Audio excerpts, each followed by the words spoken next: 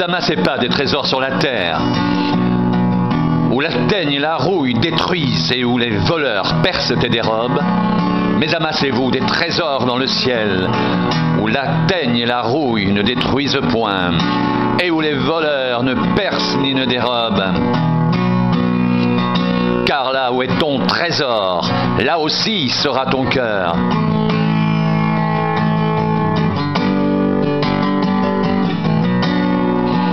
L'œil est la lampe du corps.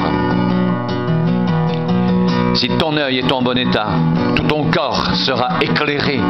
Mais si ton œil est en mauvais état, tout ton corps sera dans les ténèbres. Si donc la lumière qui est en toi est ténèbres, combien seront grandes ces ténèbres? Nul ne peut servir de maître, car ou il haïra l'un et aimera l'autre, ou il s'attachera à l'un et méprisera l'autre. Vous ne pouvez servir Dieu et Mammon. C'est pourquoi je vous dis, ne vous inquiétez pas pour votre vie, de ce que vous mangerez, ni pour votre corps, de quoi vous serez vêtus. La vie n'est-elle pas plus que la nourriture, et le corps plus que le vêtement? Regardez les oiseaux du ciel, ils ne sèment ni ne moissonnent, et ils n'amassent rien dans des greniers, et votre Père céleste les nourrit. Ne valez-vous pas beaucoup plus qu'eux? Qui de vous, par ses inquiétudes, peut ajouter une coudée à la durée de sa vie? Et pourquoi vous inquiétez au sujet du vêtement? Considérez comment croissent les lys des champs.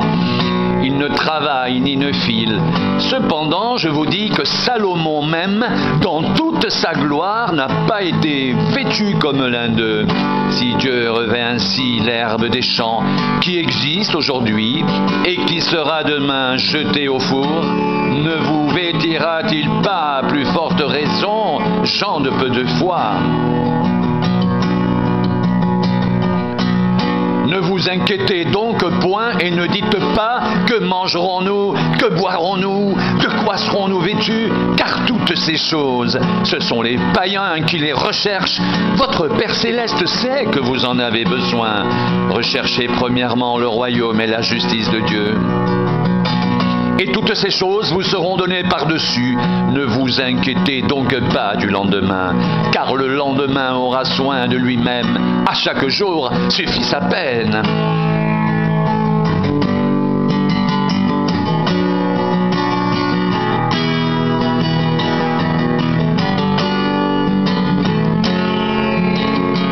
Comme sa divine puissance nous a donné tout ce qui contribue à la vie et à la piété, au moyen de la connaissance de celui qui nous a appelés par sa propre gloire et par sa vertu, lesquelles nous assurent de sa part les plus grandes et les plus précieuses promesses, afin que par elles vous deveniez participants de la nature divine, en fuyant la corruption qui existe dans le monde par la convoitise.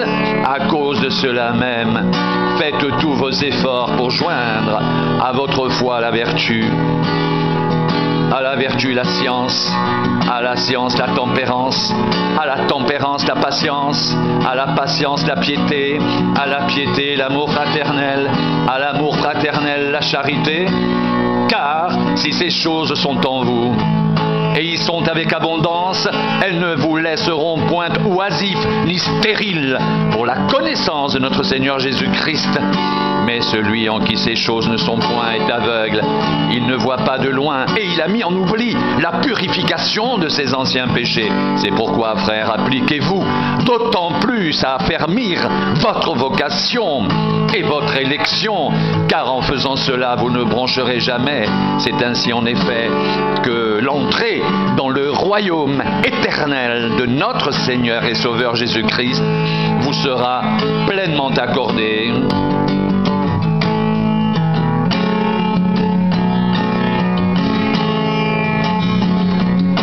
Voilà pourquoi je prendrai soin de vous rappeler ces choses.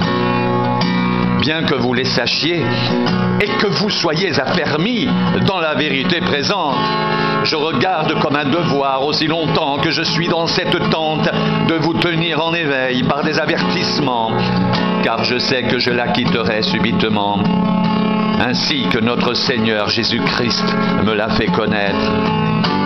Mais j'aurai soin qu'après mon départ, vous puissiez toujours vous souvenir de ces choses.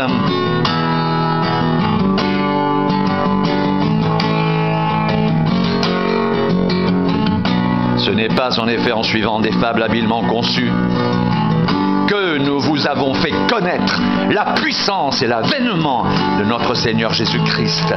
Mais c'est comme ayant vu sa majesté de nos propres yeux, car il a reçu de Dieu le Père honneur et gloire, quand la gloire magnifique lui fit entendre une voix qui disait « Celui-ci est mon Fils bien-aimé, en qui j'ai mis toute mon affection. » Et nous avons entendu cette voix venant du ciel, lorsque nous étions avec lui sur la sainte montagne. Et nous tenons pour d'autant plus certaine la parole prophétique, à laquelle vous faites bien de prêter attention, comme à une lampe qui brille dans un lieu obscur, jusqu'à ce que le jour vienne apparaître, et que l'étoile du matin se lève dans vos cœurs, sachant tout d'abord vous-même qu'aucune prophétie de l'Écriture ne peut être un objet d'interprétation particulière. Car ce n'est pas par une volonté d'homme qu'une prophétie a jamais été apportée, mais c'est poussé par le Saint-Esprit que des hommes ont parlé de la part de Dieu.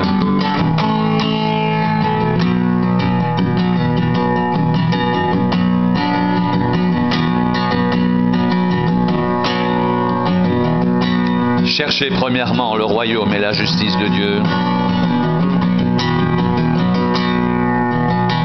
et toutes ces choses vous seront données par-dessus.